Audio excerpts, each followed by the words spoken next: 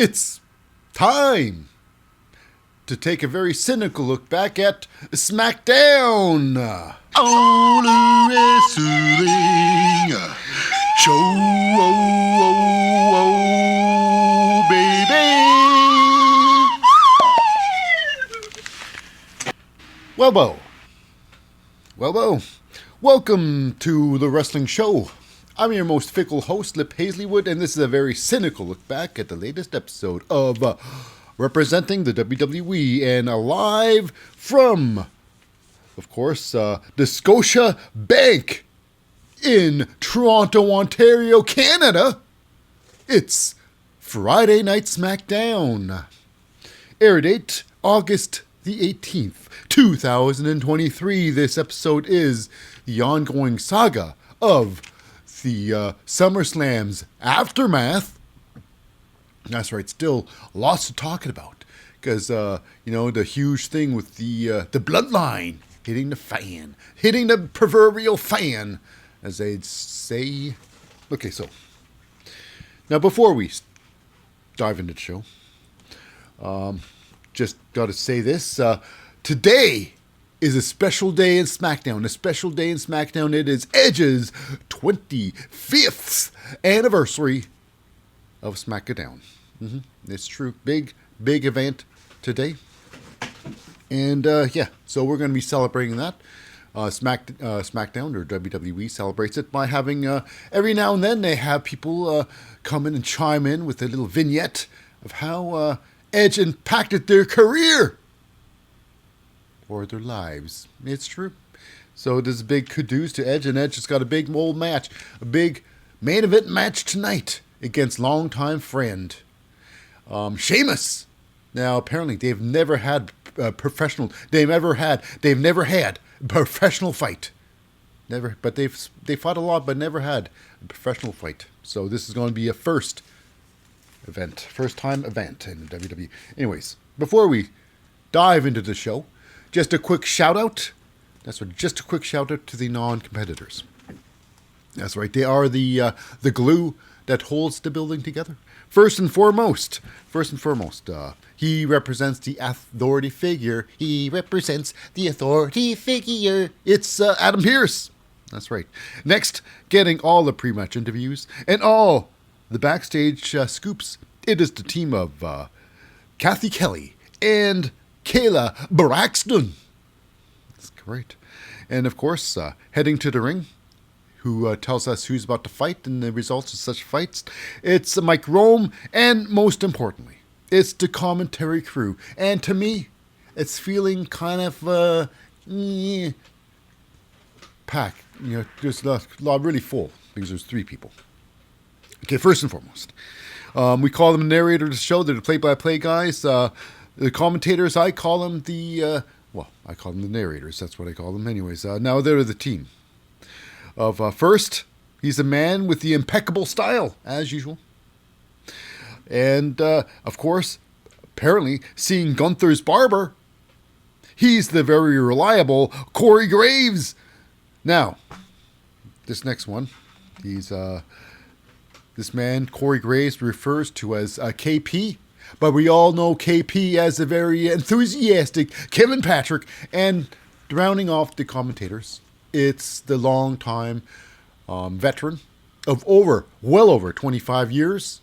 It's Michael Cole. Michael Cole. Okay, Michael Cole. Now, without any further ado-s, let's get on with the big show. So, yeah, we start off SmackDown. Now, SmackDown, I always say, when it comes down to Canada, Canadian shows, I feel that most of the WWE roster has difficulties getting over the border. It's true. That's what I personally think. Because tonight is a big proof. There's only 4 matches on the card tonight. And we start off with the Grayson Waller Effect. That's right. Who's going to get the Grayson rub? The Grayson rub. So Grayson Waller, he brings over 2 members of the Luftwaffe. Now, I'm the only one who calls them Luftwaffe. They are the Latino World Order, the LWO. It's true. And this includes Santos Escobar and your new United States champion, Rey Mystirio. So they go to the ring there, and it's all Grayson Waller giving props and flowers to both Rey and Santos, calling Rey like, still making moments, are you, Rey? And talk about now who's the real champion. This is all what I think too. It's all about Rey Mysterio, and he needs these opportunities. I think he stole this opportunity, like he stole all opportunities. Rey Mysterio needs to have glory over everything. Glory. It's all about Rey Mysterio and his furthering his career. After all, it lasted him this long, 80 years in the business. He's been in the business for a long time, and Rey Mysterio has been on top. You can't stay on top if you're thinking about other people. You got to be on top thinking about yourself. Ask Dominic. Okay, anyways, so this is all about. But Rey Mysterio is saying that, hey, this championship is about. I might have it, but it's about. We all have it. It belongs to the LWO, the belt. But who carries it towards the ring, into the ring? Who carries it all the time? It might belong to. You might say, it might belong to the group, but really, the one who holds it. One that belongs to baby. Anyways, yep. And it's hilarious. Santos Escobar really playing up that knee injury. My goodness, he's wearing this nice suit, and he had obviously he has got to put the knee brace outside of his suit, because who knows if he had it on the bottom and in the inside, you never know he's injured. So you got to show that. Hey, remember my injury. It's true. So of course, Grayson does his best to cause a divide in the Luftwaffe, the LWO. It's all good. It's all great. Now, here's the thing. They all start talking some more, and it comes down to this. Austin Theory. He comes down to the ring. He marches down there, and he congratulates Rey Mysterio for being the 3-time champ. And he said, congratulate that, but unfortunately, where's your Father of the Year award? Ho ho! Burn, baby. Anyways. So, of course, the match was supposed to be for, the belt was supposed to be Santos Escobar versus Austin Theory. Santos Escobar is too weak. He wasn't strong, wasn't man enough to fight Austin Theory. His knee gave out. Nefarious reasons, but regardless, he couldn't fight, and Rey Mysterio took his spot, and clearly the outcome is what it is. Rey Mysterio is a new champion, and it is Austin Theory demanding Adam Pearce to return his belt. Hey, that's my belt. I never lost it to, I wasn't prepared. Well, regardless, he wants his belt back. Adam Pearce comes down there, and guess what? Before we can say anything, we got ourselves a little bit of a LA Knight. LA Knight comes down there. And it is, he's talking his talk. LA Knight, very confident in his speaking. Has something to say about everybody. But regardless, it's all about a proposal. LA Knight wants to fight Austin Theory for the rights to become the #1 contender for the new United States champion, Rey Mysterio. And of course, Adam Pearce is all about it, and it makes it so, because, after all, Austin Theory came to the ring prepared in his gear, and so is LA Knight, and everybody else wasn't, of course. So now the match starts. And the match was about 10.5 minutes. It was a nice match. It was like, it was a barn burner. It was a lot of fun. Unfortunately, it was just a lot of fun. There was a lot of fun happening in this match here. Now I say that because the Miz joins ringside. He joins commentary, not ringside. He joins commentary. The Miz is hilarious, and he's talking about. Like I said, Miz is probably one of the greatest on the microphone. He's talking about LA Knight. You know what? What is LA Knight if he hasn't have any championships? He hasn't won a single championship gold. And so what is LA Knight if he's not without championship? He's like Fandango without a pair of tap shoes. He's like Eugene. You know? No,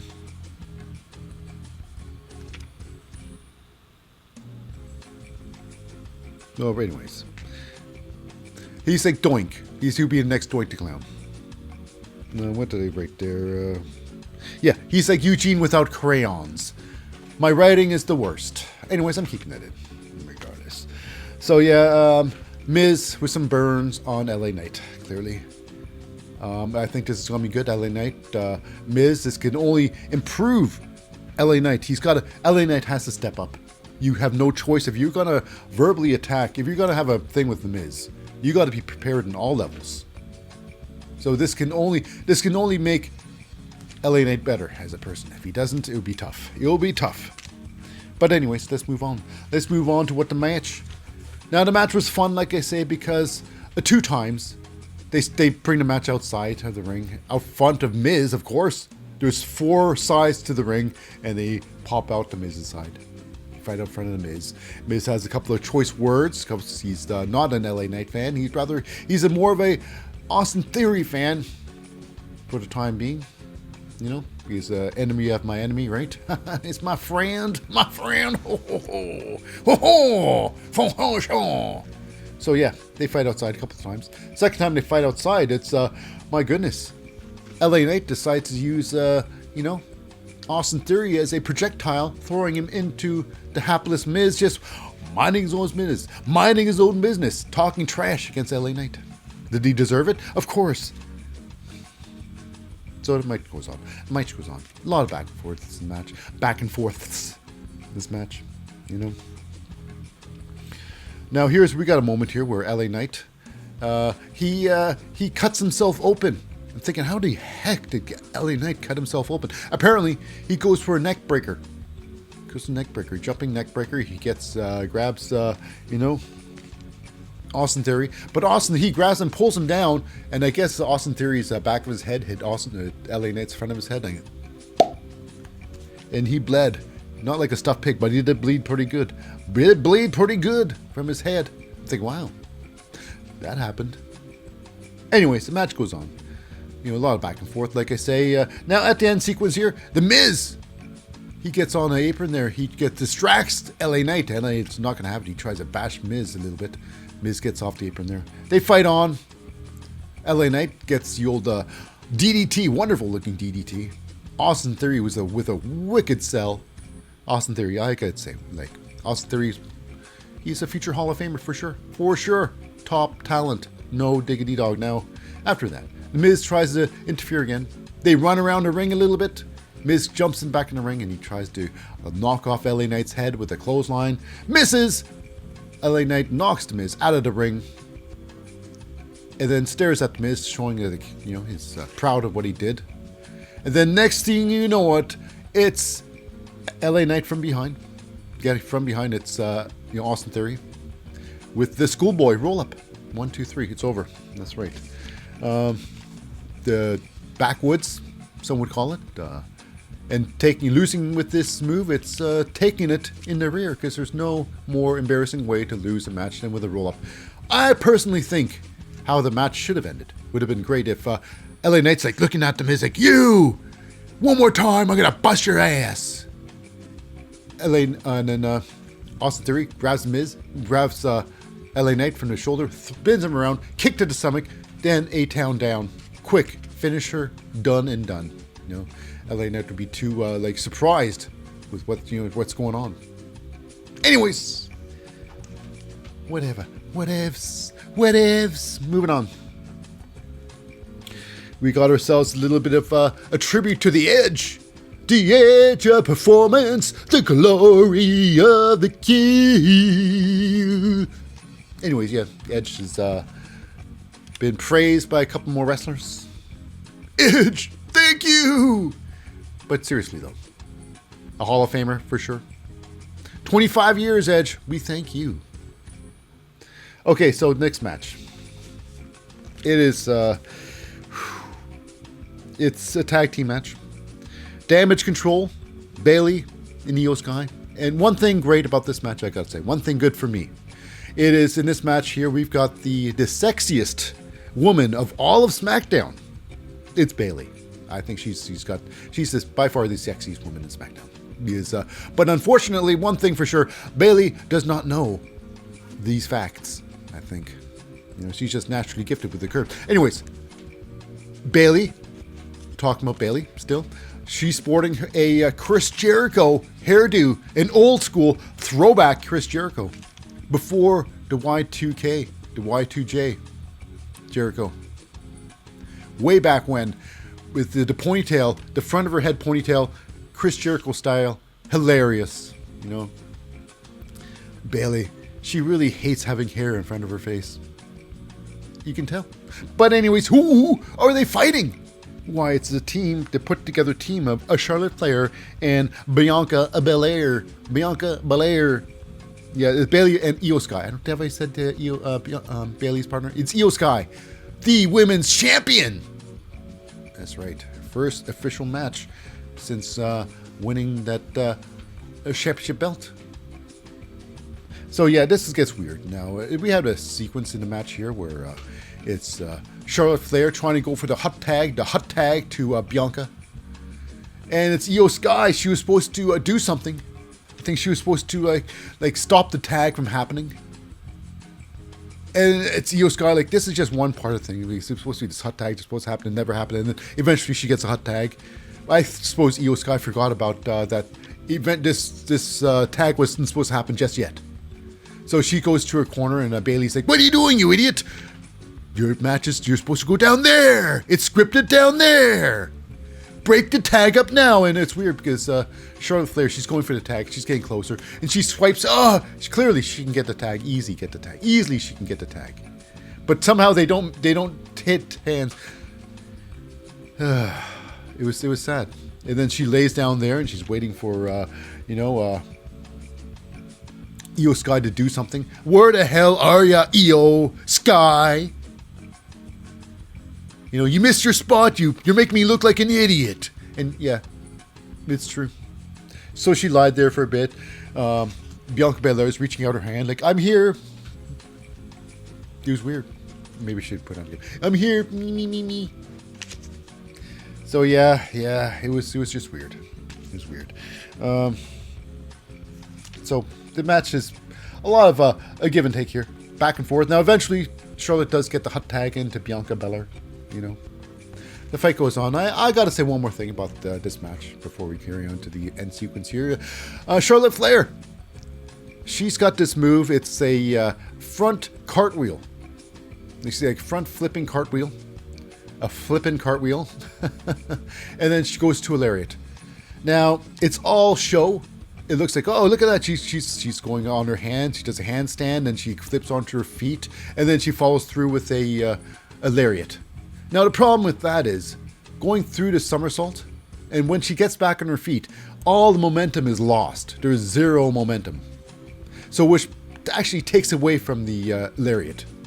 I mean, if you were just to run straight at somebody, way more effective than doing what she does. It's ridiculous. I always say, if she were to develop the, this buckshot lariat, to sling herself over the top rope, and then with the lariat. That, next level. That is championship Charlotte level. If she does that, gold, baby. That's just my opinion, though. Anyways, moving on. Now we have a moment here where Charlotte, she climbs on the top rope, and Bayley, thinking quickly, shoves her off the top rope. Now she lands on the ground hard, you'd think, because she looks like she's twisted that knee. And then you find that,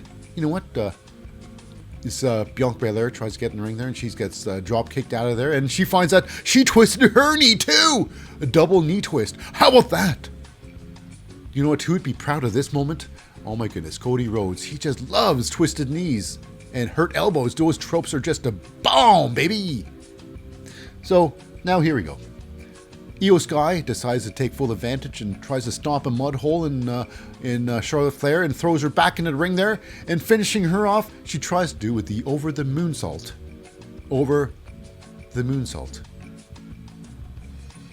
So yeah, the moonsault, her moonsault it's a moonsault.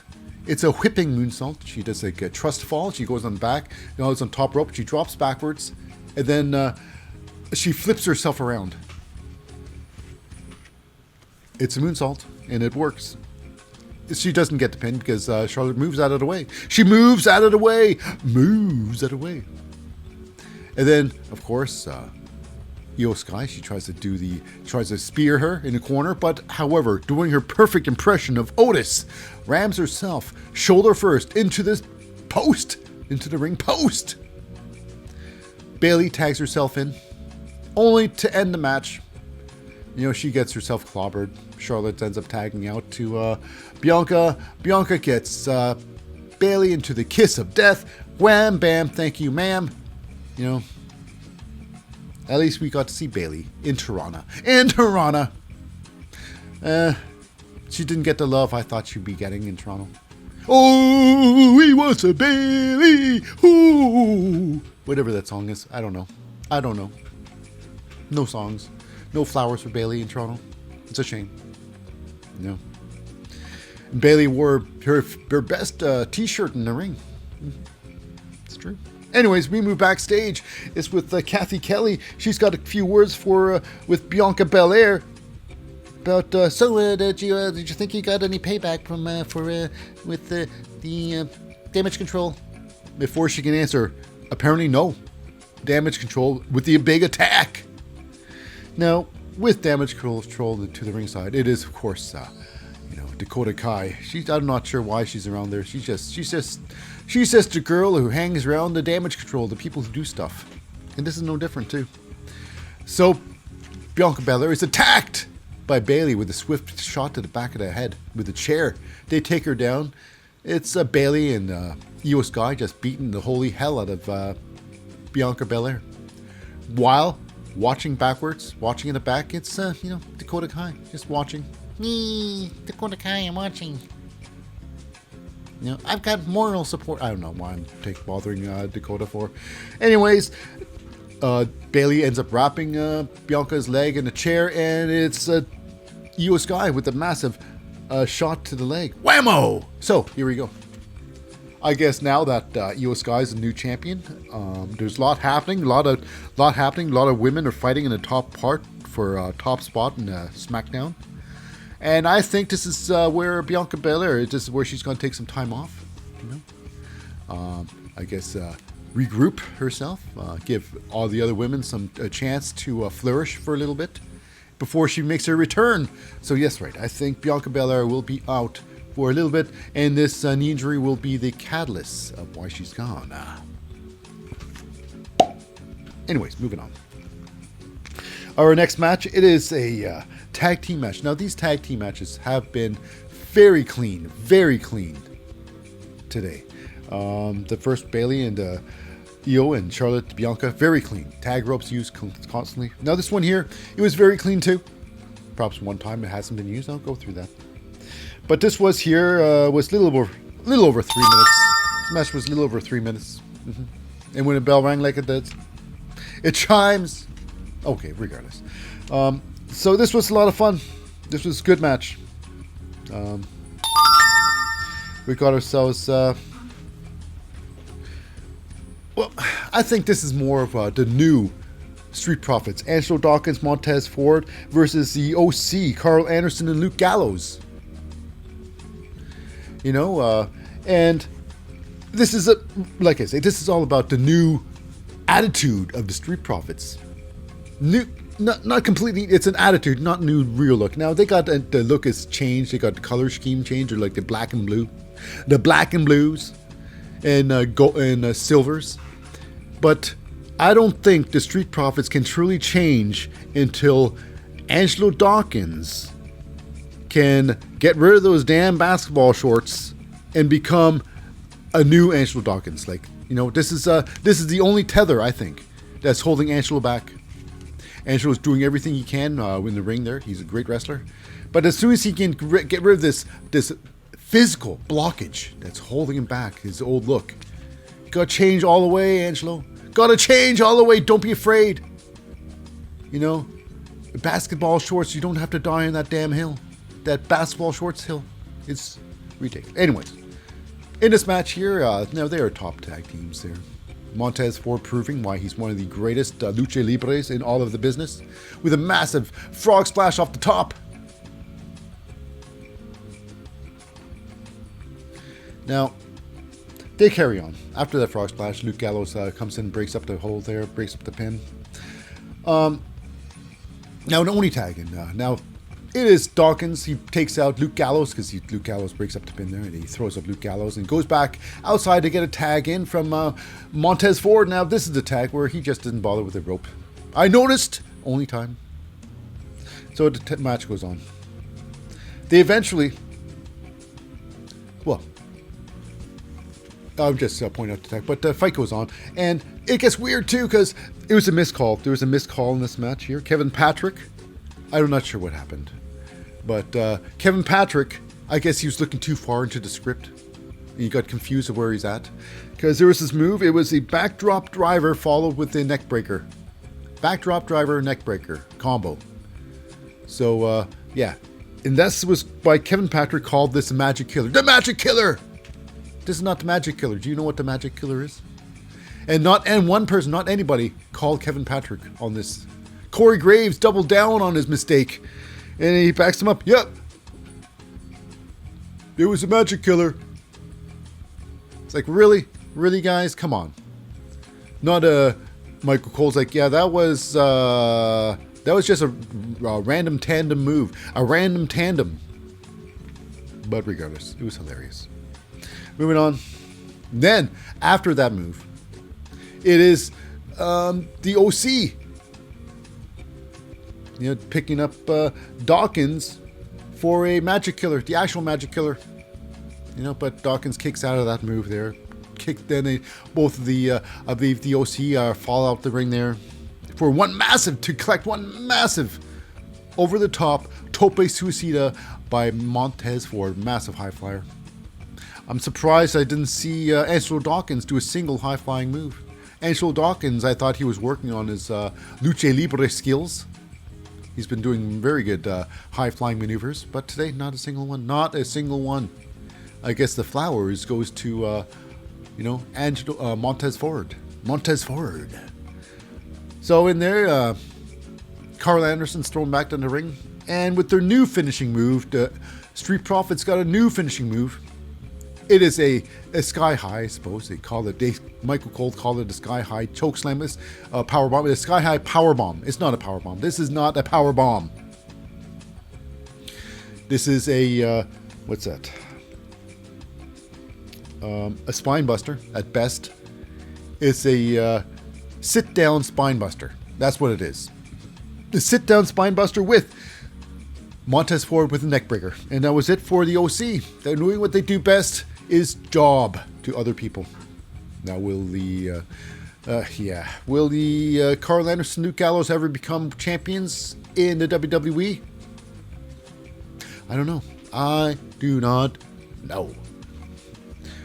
But right now, the tag team division in WWE is pretty trash. Gotta say, pretty trash. The men's bad.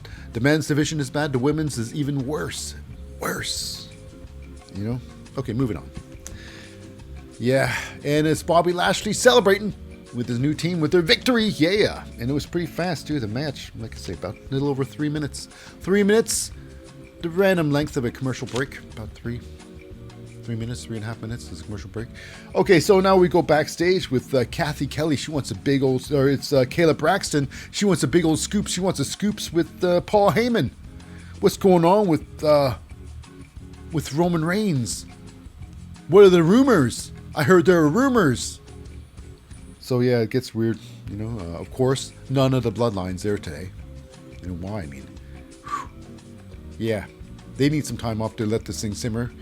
So, but well, of course, but even this one here, I'm even thinking now this segment is played on SmackDown, but it was even recorded on SmackDown. Is Paul Heyman even in Toronto? I don't think so. I don't even think so. But anyways, Paul Heyman gets a phone call. And big news, Jimmy Uso will be here on SmackDown next week. Yeah, next week, Jimmy Uso. Will people go, oh, yay, Jimmy? Or will people go like, whatever, Jimmy, whatever. Okay, next up, we have ourselves a little bit of the our main event match. It's celebrating Edge's 25 years as a WWE competitor. It's Edge versus his best bro. It's representing the Brawling Bruits. It's Sheamus. Sheamus. That's right.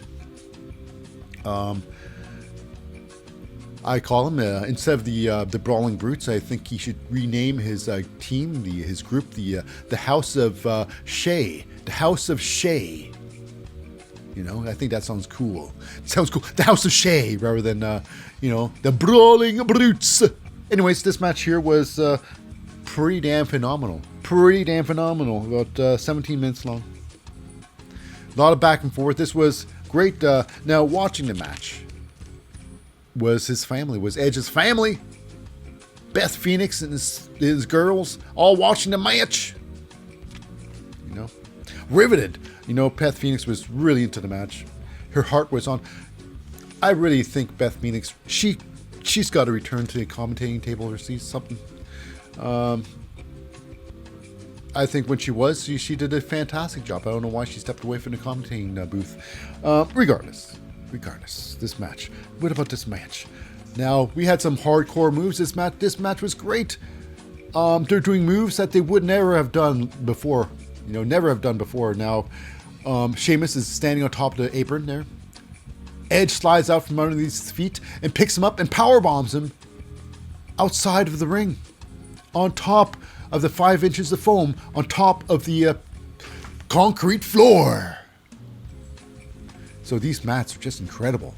My goodness. But I'm pretty sure you're gonna feel the smack of the when you're taking the bump. Anyways, moving up there, Edge going high flying with the massive high cross body into the ring. Beautiful move. Now Edge even throws his body on the line with another tope suicida. Sheamus standing on the apron outside the ring, on the apron. He gets speared a la Biggie Langston style. Inside the ring, outside the ring, it was devastating. Now they even had a moment here. A lot of times these superplex moments are ruined by, people not going all out. The superplex is ruined by the second rope. People going to superplexing someone off the second rope is ruining the superplex. If you're just gonna superplex someone off the second rope, just do a regular suplex. If you're going to superplex somebody, do it like this, off the top damn rope, baby. It was great. This match was just really, really entertaining. I mean, the Toronto crowd was on their tippity toes. Now, we have a move here also. Sheamus. He's got the, some people call it the Celtic Cross. Some people call it the Razor's Edge. Either or. Edge got Celtic Crossed. Razor style.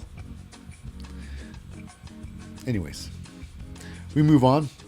Edge eventually gets beats to Balor on his chest there. He just gets beaten down. The referee doesn't care. Does he count? No.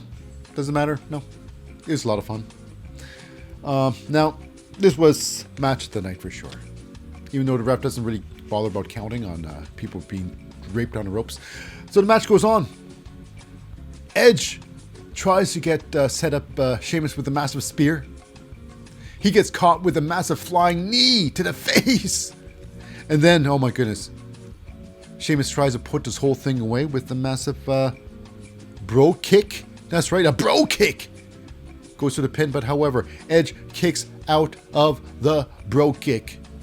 It was really, when people kick out of finishers, it's great when they do it every now and then, but you know what?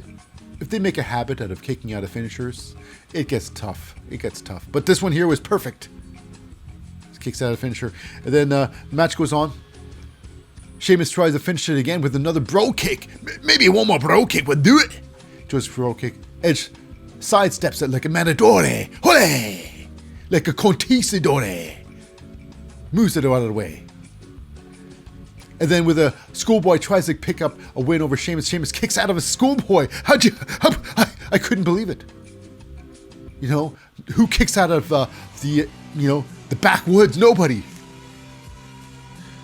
You know, it's true. So, yeah, it's kicked out of it. And then Edge hits Sheamus with a massive spear, baby spear. So, yeah, it goes for his pin, but doesn't happen. Sheamus kicks out, and they both go to respective corners. To contemplate life itself. And then they decide to go for it one more time. Who's quicker? Sheamus with his bro kick. Edge with his spear. Who's going to win? Why? Edge. He gets a spear in before the bro kick. 1, 2, 3. Match is over. Beth Phoenix moved to tears.